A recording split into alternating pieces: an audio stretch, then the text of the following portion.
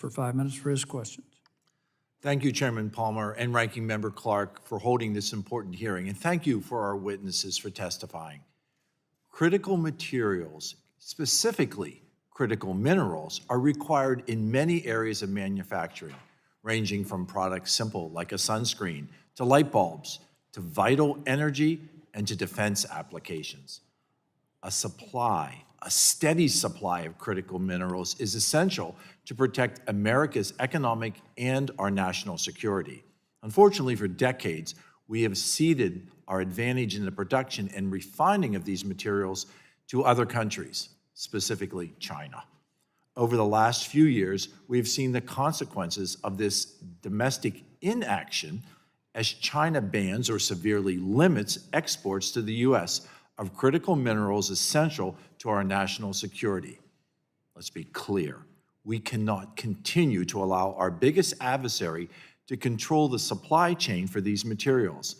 That's why President Trump has taken executive action, declaring a national energy emergency and aiming to increase domestic production and the refining of critical minerals. However, executive action alone might not be enough to provide a stable environment to attract new investment in the critical mineral supply chain. Mr. Hammond, in your written statement, you discussed projects that languish indefinitely due to politics, including a permit to conduct due diligence on a potential mine that took 3 years under the last administration, as opposed to the standard 3 months.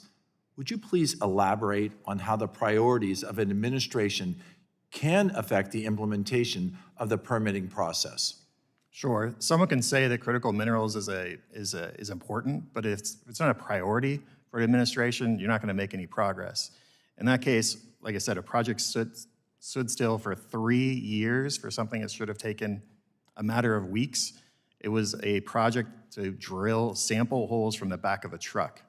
So it took 3 years, and this is just exploration. It's not even a full-blown mine. It's just to see if we should build a mine there. Now, the rest of the story of that is even worse. They were ultimately sued, and even that project is now held up.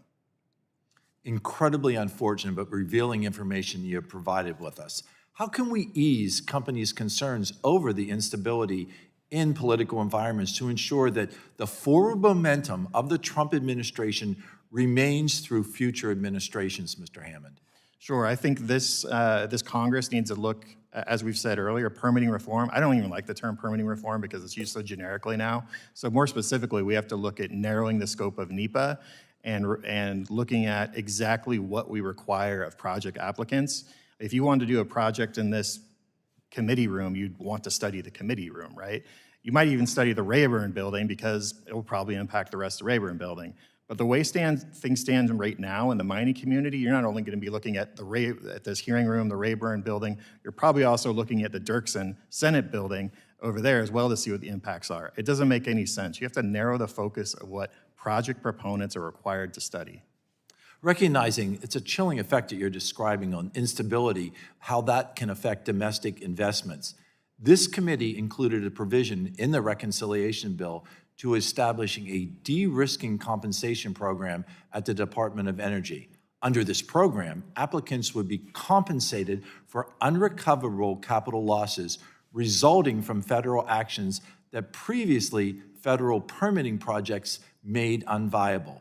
How would a program that we're including in this upcoming legislation, which includes critical mineral projects as eligible applicants, how would that provide certainty to businesses and spur the investment that is so necessary when it comes to critical minerals, Mr. Hammond?